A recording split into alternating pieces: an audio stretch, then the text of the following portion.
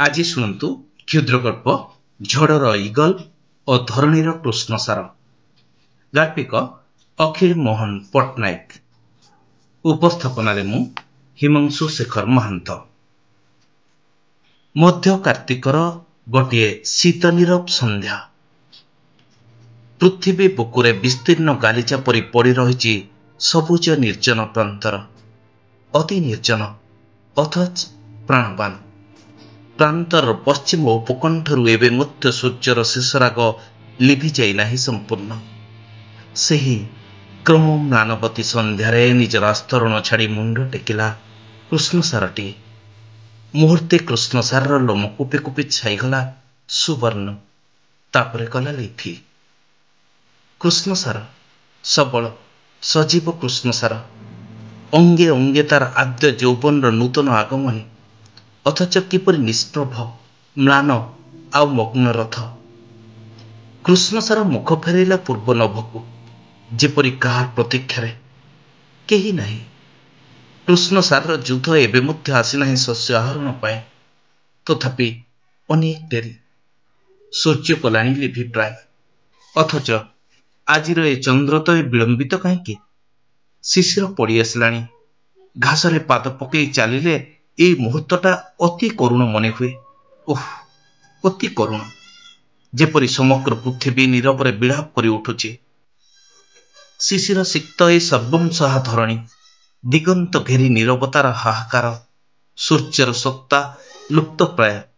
ଅଥଚ ତ୍ରୟୋଦଶୀ ଶଶୀ ଅନାଗତ। ଅତି କରୁଣ ଓ ମୁହୂର୍ତ୍ତ। ଅତି ପୀଡ଼ିତ କରେ ଏ ମୌନାବତୀ ଭୀରୁ ସନ୍ଧ୍ୟା। ଠିକ୍ ଏଇ ମୁହୂର୍ତ୍ତରେ ଚକ୍ରବାକର ଛାତି ଫାଟେ। ଉପରକୁ ଦୃଷ୍ଟି କ୍ଷେପ କଲା କୃଷ୍ଣସାର। ଇଗଲ ଆସ୍ତେ ଆସ୍ତେ ଚକା ଭଉଁରି ଖେଳି ଆସୁଛି ତଳକୁ। ନିହାତି ପାଖରେ। ଏଇ ଇଗଲ ବୃହତ୍ ଅଥଚ ସୁନ୍ଦର। ଆକାଶର ଧାରେ ଧାରେ ଉଡ଼ି ବୋଲେ ଏଇ ଇଗଲ, ଆଉ ଶିକାର କରେ। କୃଷ୍ଣସାର ଏଇ ମାଟିର ଧରଣୀରୁ ସବୁ ସମୟରେ ଲକ୍ଷ୍ୟ କରିଛି ଇଗଲକୁ ଅନେକ ଦିନ ଧରି। ଆଃ, ଇଗଲ କି ସୁନ୍ଦର! ଦୁଇଟା ମୁକ୍ତ ପକ୍ଷାଘାତରେ ସେ ପବନ ପହଁରିଯାଏ ଅନାୟାସରେ। ଇଗଲ ଯେପରି ଝଞ୍ଜାର ଅଗ୍ରଦୂତ। ସକାଳ ଆଉ ସନ୍ଧ୍ୟା ସେ ବୁଲେ ଆଉ ବୁଲେ। ଇଗଲ ମଧ୍ୟ ଅନେକ ଦିନ ଧରି ଲକ୍ଷ୍ୟ କରେ ମାଟିର ଏଇ କୃଷ୍ଣସାରକୁ। ଅତି ସୁନ୍ଦର ଏଇ ଦୀର୍ଘକାୟ କୃଷ୍ଣସାର। କି ଚଞ୍ଚଳ! ଘୂର୍ଣ୍ଣି ବେଗରେ ସେ ଛୁଟିପାରେ ନିଜକୁ ପୃଥିବୀର ଶ୍ୟାମଳିମା ସହିତ ଏକାକାର କରିଦେଇ। କି ସୁନ୍ଦର କୃଷ୍ଣସାରର ଆକର୍ଣ୍ଣ ଲମ୍ବିତ ଦୁଇଟି ଲୋଚନ। କି ଭୟଙ୍କର ତାର ମୋଟା ମୋଟା ଶିଙ୍ଗ ଗୁଡ଼ାକ। ପୁରୁଷର କି ସୌଷ୍ଠବ, ଅଥଚ କେତେ ନିରୀହ, କେତେ ଶାନ୍ତ ସେ। ମର୍ମସ୍ପର୍ଶୀ ତାର ନୀରବ କରୁଣ ପ୍ରତୀକ୍ଷା। ଏ ଇଗଲ ଆସିଗଲା ଖୁବ୍ ନିକଟକୁ। ସିଧା ଆସି ସେ ବସି ପଡ଼ିଲା କୃଷ୍ଣସାର ପାଖରେ। କୃଷ୍ଣସାର ମଧ୍ୟ ଅଭିନନ୍ଦନ ଜଣାଇଲା। ତାପରେ ହଠାତ୍ କୃଷ୍ଣସାର ଛଳନା କରି ପଚାରେ, ତମେ ଏ ଧରଣୀରେ ଇଗଲ? ଇଗଲ କହେ, ନା, ଅତି କ୍ଳାନ୍ତ ଲାଗିଲା ଏ ଉଡ଼ି ବଲିବା। ତା ଛଡ଼ା ମୋର ଗୋଟିଏ ଡେଣା ଜଖମ ହେଇଯାଇଛି ଝଡ଼ରେ। କୃଷ୍ଣସାର ଭାବପ୍ରବଣ ହେଇ ଉଠେ। ସତରେ ଇଗଲ, ତମେ ଏ ପୃଥିବୀକୁ ଆସିଛ? ଓଃ, ଏତେ ଦିନ ପ୍ରତୀକ୍ଷା। ମୁଁ ଭାରି ଭଲ ପାଏ ତୁମକୁ। ଇଗଲ କହେ, ମୁଁ ବି କୃଷ୍ଣସାର, ମୁଁ ବି। ଅତି କ୍ଳାନ୍ତ ମୁଁ, ଅତି କ୍ଳାନ୍ତ। ଇଗଲ ଅତି ଅସ୍ପୃଷ୍ଟ ଭାବରେ ପ୍ରକାଶ କରେ ନିଜକୁ। ଆଉ ଆସ୍ତେ ଆସ୍ତେ ଦୁଇଟି କ୍ଷୁଦ୍ର ପାଦରେ ଲମ୍ଫ ଦେଇ କୃଷ୍ଣସାର ଦେହକୁ ଆଉଜି ଆସେ। କରୁଣ ସନ୍ଧ୍ୟା ଉତ୍ତୀର୍ଣ୍ଣ ହେଇଯାଇଛି।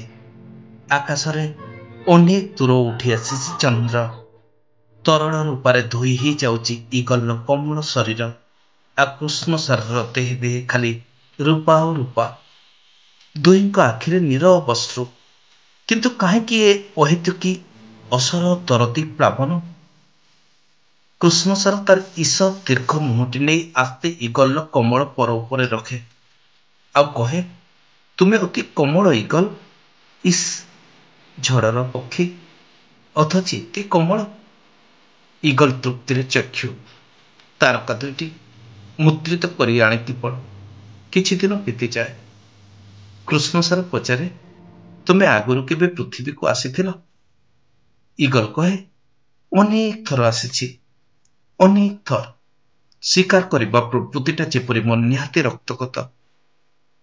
ଆକାଶରେ ଉଡୁ ଉଡୁ ଯେତେବେଳେ ଦେଖେ ନିରୀହ ମେଷଯୁକ୍ତ ତୃଣ ସନ୍ଧାନରେ ବାହାରନ୍ତି, ଆନନ୍ଦରେ ନାଚି ଉଠେ ମୁଁ। ତାପରେ ନିହାତି ଗୋଟିଏ ହିଂସ୍ର ଆନନ୍ଦରେ ଘୁରି ଘୁରି ମୁଁ ଓହ୍ଲେଇ ଆସେ ପୃଥିବୀ ଉପରକୁ। ଆଉ ଏଇ ନଖ ଦେଖୁଛ କେତେ ତୀକ୍ଷ୍ଣ ଆଉ ଶିକାରୀ ନଖ। ଏଇ ନଖରେ ଅନେକ ଅନେକ କମଳ ମେଷ ଶିଶୁ ମୁଁ ଝାମ୍ପି ନେଇ ଉଡି ଯାଇଛି ଉପରକୁ, ସେଇ ପାହାଡ। ଇଗଲ ଆଉ କହିପାରିଲା ନାହିଁ, କେବଳ ଆଖି ଦୁଇଟାକୁ ଧୀରେ ଧୀରେ ଛୋଟ କରି ଆଣି ଅନେଇ ରହିଲା ସେଇ ପାହାଡ ଚୂଡାକୁ।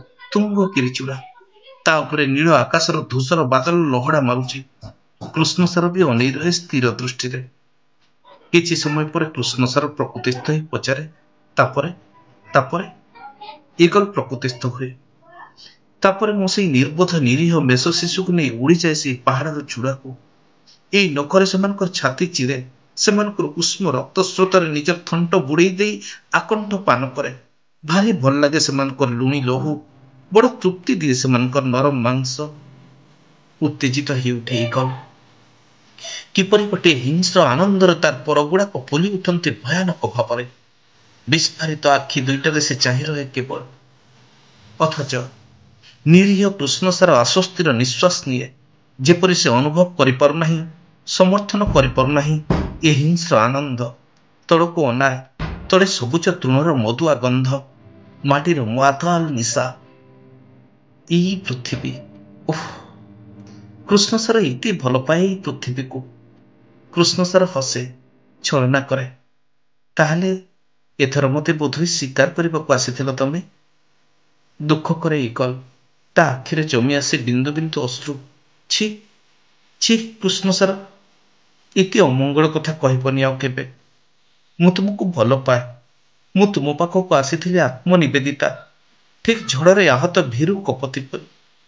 ତା ଛଡ଼ା କୃଷ୍ଣସାର, ତୁମେ କେଡ଼େ ସୁନ୍ଦର, କେଡ଼େ ଶକ୍ତ ତୁମର ମାଂସପେଶୀ, କି କ୍ଷିପ୍ର ତୁମର ଗତି, ଆଉ କି ଚଞ୍ଚଳ ତୁମର ଦୁଇଟା ଚପଳ ଚତୁର ନୟନ।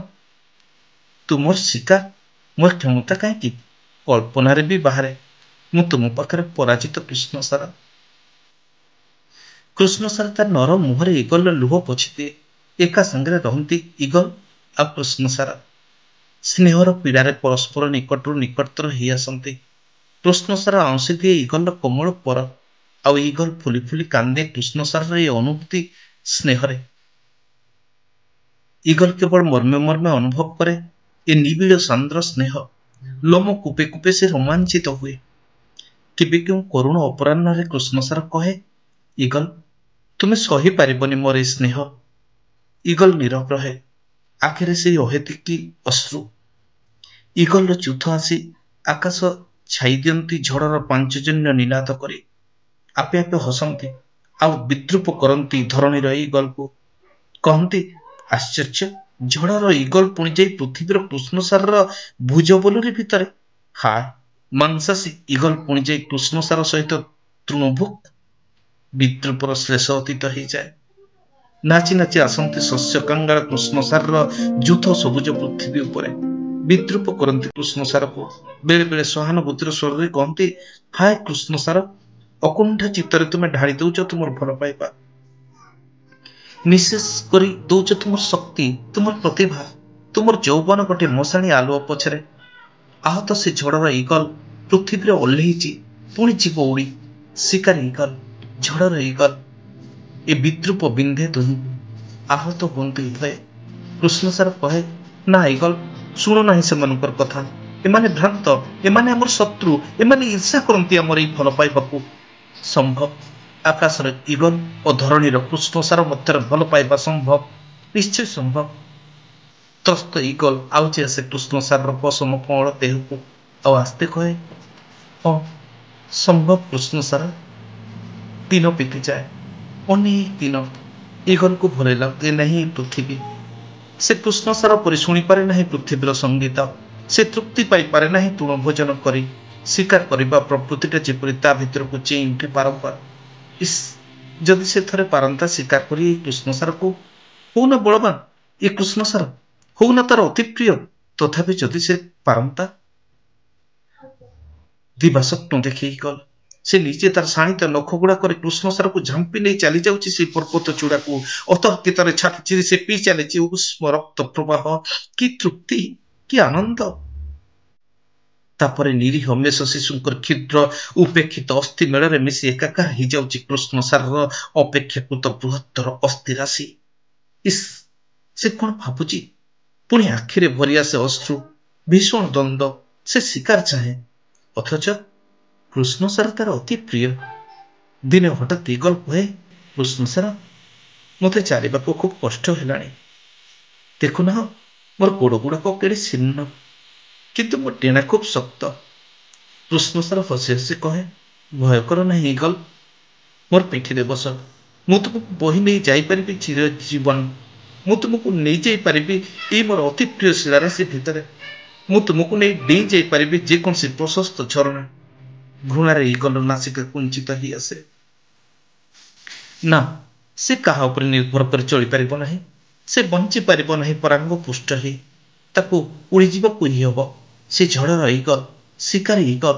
ଇଗଲ କହେ, ଛି, କଣ କହିବେ ସମସ୍ତେ? ତୁମର ପକ୍ଷ ନାହିଁ ମୁଁ ଜାଣେ, କିନ୍ତୁ ଯଦି ଉଡ଼ିବାକୁ ଚାହଁ, ମୋର ମଧ୍ୟ ଅଛି ଅଶେଷ ଶକ୍ତି। ମୁଁ ତୁମକୁ ମୋର ପକ୍ଷରେ ନେଇଯିବି। ଉଡ଼ିବା ଆକାଶରେ, କି ସୁନ୍ଦର ସେଇ ସୁନୀଳ ଆକାଶ। ମିଶିଯିବା ଗୋଟିଏ ବିନ୍ଦୁ ହୋଇ। ତାପରେ ଆସିବ ଝଡ଼, ଆଉ ସେ ଝଡ଼ର ମଦ ପିଇବା ଉଭୟ। କୃଷ୍ଣସାର କହେ, ନା, ଏଇ ଧରଣୀରେ ରହିବା ଇଗଲ। କି ସୁନ୍ଦର ଏଇ ସବୁଜ ଧରଣୀ। ମଧୁଆ ଏ ମାଟିର ଗନ୍ଧ, ଏଇ ପାହାଡ଼ର ବିଚିତ୍ର ଶିଳାରାଶି, ସ୍ୱଚ୍ଛ ଝରଣାର ପାଣି। କି ଚମତ୍କାର ଏଇ ଧରଣୀର ସଙ୍ଗୀତ। ହାୟ, ଇଗଲ ସହିତ କୃଷ୍ଣସାର ଉଡ଼ିପାରେ ନାହିଁ, ବା କୃଷ୍ଣସାର ସହିତ ଇଗଲ ଚାଲିପାରେ ନାହିଁ। ଏତିକି ଗପ। ଗପଟାକୁ ଟେବୁଲ ଉପରେ ପକେଇ ଦେଇ ଯାଇଥିଲି ବାହାରକୁ। ଫେରିଲା ବେଳକୁ ପ୍ରାୟ ସନ୍ଧ୍ୟା। ଆସି ଘରର ସୁଇଚଟାକୁ ଜଳେଇ ଦିଏ ତ କାଉଚ ଉପରେ ହାତରେ ଗପଟାକୁ ଧରି ବସି ରହିଛି ସୁଜାତା। ସୁଜାତା! ମୁଁ ଆଶ୍ଚର୍ଯ୍ୟ ହେଇଗଲି ଏକାବେଳକେ। ଏଇ ସୁଜାତା, ଯେ ମୋ ପାଖକୁ ରାଗରେ ଆଉ ଘୃଣାରେ ଘରକୁ ଆସିବା ତୁରିଥାଉ, ଚିଠି ମଧ୍ୟ ଦିଏ ନାହିଁ, ସେ ସୁଜାତା ପୁଣି ଏଠି, ପୁଣି ମୋର ଅନୁପସ୍ଥିତିରେ। ସୁଜାତା କହେ, ଏଇଟା ତ ଅଭିମାନ। ସେ ଦୂରରୁ ରହି ମୋତେ ଅନୁଭବ କରିବାକୁ ଚାହେଁ। କିନ୍ତୁ କି କ୍ରୂର ଏ ଅଭିମାନ, କି ନିଷ୍ଠୁର ଏ ସଚେତନ ଅବହେଳା। ଛାଡ଼, ନିଜର ଭାବନାକୁ ଗୋପନ ରଖି ହଠାତ୍ ହସି କହିଲି, ଚା ଖାଇବ ସୁଜାତା? ହଁ। ଚା ପିଆଲାରୁ ମୁହଁ ଫେରାଇ ସୁଜାତା କହିଲା, ତାପରେ ଲେଖକ, କେବେ ଆପଣଙ୍କର କୃଷ୍ଣସାର ଉଡ଼ିବା ଶିଖିବ ବା ଇଗଲ ଚାଲି ଶିଖିବ? ମୁଁ କହିଲି, ନା, ସେମାନେ ସେହିପରି ରହିଯିବେ। ତୀର୍ଯ୍ୟକ ଦୃଷ୍ଟି ଫେରାଇ ସୁଜାତା କହିଲା, ଇଗଲର ମନୋବୃତ୍ତି ଆପଣ ଲକ୍ଷ୍ୟ କରିଛନ୍ତି କେତେ ଦିନ ଧରି? ସଂକ୍ଷେପରେ କହିଲି, ପ୍ରୟୋଜନ ନାହିଁ। ତଥାପି କହୁଛି ମୁଁ, ଇଗଲର ହିଂସ ପ୍ରବୃତ୍ତିଟା ଅନେକଟା ମରି ଆସିଲାଣି। ମୁଁ ଅନେକ ସମୟ ନୀରବ ଥିଲି। ଖାଲି ଚା କପ୍ ଥୋଇଦେଇ ସେ ଚାଲିଗଲା ବେଳକୁ କେବଳ କହିଲା, ଅନ୍ୟାୟ ହବ ଲେଖକ। ସେମାନେ ପରସ୍ପରକୁ ଏତେ ଭଲ ପାଉଥିଲେ, ତାର ଅନ୍ତତଃ ଗୋଟାଏ କିଛି ସମାଧାନ ଆପଣଙ୍କର କରିବା ଉଚିତ। ହୁଏତ ଦେବି। ମୁଁ କହିଲି। ସୁଜାତା ଗଲାବେଳେ କେବଳ କହିଗଲା, ଆଶା କରେ ସମାଧାନ କରିବେ। ପୁଣି ଗପଟାକୁ ବଢ଼େଇ ବସିଲି। ତାପରେ ଆଉ ପାରିଲା ନାହିଁ ଇଗଲ। ଶିକାର ପ୍ରବୃତ୍ତି ତା ଭିତରେ ଚେଇଁ ଉଠିଲା ବାରମ୍ବାର। ତାକୁ ଯିବାକୁ ହିଁ ହବ। ଦିନେ କୃଷ୍ଣସାରର ଅଜାଣତରେ ଇଗଲ ଯାଇଛି ଉଡ଼ି। କୃଷ୍ଣସାର ଉପରକୁ ଚାହିଁଲା। ଇଗଲ ପ୍ରାୟ ଅର୍ଦ୍ଧ ଆକାଶରେ। ତାର ମନେ ହେଲା ଯେପରି ଇଗଲ ଉଡ଼ି ଉଡ଼ି ସେ ତାକୁ ଉପହାସ କରି ଯାଉଛି, ହାଣି ଦେଇ ଯାଉଛି ଶାଣିତ ବ୍ୟଙ୍ଗ, ବାରମ୍ବାର ସେଇ ତିକ୍ତ ଶ୍ଲେଷ। ତୁମେ ହାରିଗଲ କୃଷ୍ଣସାର, ତୁମେ ହାରିଗଲ। ମୁଁ କିନ୍ତୁ ଝଡ଼ର ଇଗଲ, ଝଡ଼ରେ ଯାଉଛି ମିଶି। ତାପରେ ବିତିଗଲା ଅନେକ ଦିନ। ଇଗଲ ମନେ ହୁଏ ଝଡ଼ରେ ଅନେକ ସମୟ ଯୁଦ୍ଧ କରି ଆନନ୍ଦ ପାଇଲା। ଆହୁରି ଅନେକ ନିରୀହ ମେଷ ଶିଶୁ ବୋଧହୁଏ ଶିକାର କଲା। ବେଳେ ବେଳେ କିଏ ଜାଣେ, ହୁଏତ ଇଗଲ ଭାବୁଥିବ, ହାୟ କୃଷ୍ଣସାର, ତୁମ୍ଭକୁ ଯାହା ମୁଁ ଶିକାର କରି ନ ପାରିଲି। ଇଗଲ ପୁଣି ଦିନେ କ୍ଳାନ୍ତ ହେଇ ପଡ଼ିଲା। ଧରଣୀର ସବୁଜିମା ଯେପରି ତାକୁ ହାତ ଠାରି ଇସାରା କଲା, ଝଡ଼ର ଇଗଲ, ଝଡ଼ ଭିତରେ ସବୁ ମିଳିପାରେ ନାହିଁ, ତୁମେ ଫେରିଆସ। ଇଗଲ ଓହ୍ଲେଇଲା ଧରଣୀକୁ। କିନ୍ତୁ କୃଷ୍ଣସାର ସେତେବେଳକୁ ଯାଇଛି ମରି। ଇଗଲ ଦୁଃଖ କଲା, ନିଜକୁ କେତେ ଧିକ୍କାର କଲା। ଆପଣର ଆତ୍ମଗ୍ଳାନିରେ ସେ କ୍ଷୀଣରୁ କ୍ଷୀଣତର ହେବାକୁ ଲାଗିଲା। ଖାଲି ବସି ବସି ଅଶ୍ରୁ ଗଡ଼ାଇଲା କୃଷ୍ଣସାରର ସମାଧି ଉପରେ। ସେଦିନ ମଧ୍ୟ ସେହିପରି ବିଳମ୍ବିତ ଚନ୍ଦ୍ରୋଦୟ, ନୀରବ କରୁଣସିକ୍ତ ସନ୍ଧ୍ୟା। ଇଗଲ ଅତି ମନୋଯୋଗ ସହକାରେ ବସି ବସି ଭାବୁଛି ତାର କୃଷ୍ଣସାରକୁ। କେତେ ଭଲ ପାଉଥିଲା ତାକୁ ସେ। ତାର ମନେ ହେଲା ଯେପରି ସେଇ ଅଶ୍ରୁରେ ତିଳେ ତିଳେ ଜୀବନ୍ତ ହେଇ ଉଠୁଛି କୃଷ୍ଣସାର। କିନ୍ତୁ ହାୟ, କୃଷ୍ଣସାର ଯାଇଛି ମରି। ଇଗଲ ସେହିଦିନ ପ୍ରଥମ କରି ଶୁଣିଲା ମାଟିର ପାଣି ଓ ଧରଣୀର ସଙ୍ଗୀତ। ଶେଷଥର ପାଇଁ ଅନୁଭବ କଲା କୃଷ୍ଣସାରର ନିବିଡ଼ ଚୁମ୍ବନ। କିନ୍ତୁ ଠିକ୍ ସେଇ ମୁହୂର୍ତ୍ତରେ ଏକ ସୁନ୍ଦର ସ୍ୱଠବାନିତ କୃଷ୍ଣସାର ଆସ୍ତେ ଆସ୍ତେ ପାଲଟି ଯାଉଛି ଫସିଲ। ମାଟିର କେଉଁ ନିଭୃତ ସ୍ତରରେ ଦୀର୍ଘ ଦୁର୍ବୋଧ୍ୟ ଦେବଦାରୁ ଚୂଡ଼ାରେ କ୍ଷୀଣ ବଙ୍କିମ ଶଶିଲେଖା ଯେପରି ସ୍ଥିର ହୋଇଯାଉଛି ମୁହୂର୍ତ୍ତକ ପାଇଁ। ଶେଷ ହେଲା କ୍ଷୁଦ୍ରଗଳ୍ପ ଝଡ଼ର ଇଗଲ ଓ ଧରଣୀର କୃଷ୍ଣସାର। ଗାଳ୍ପିକ ଅଖିଳ ମୋହନ ପଟ୍ଟନାୟକ। ଉପସ୍ଥାପନାରେ ମୁଁ ହିମାଂଶୁ ଶେଖର ମହାନ୍ତ।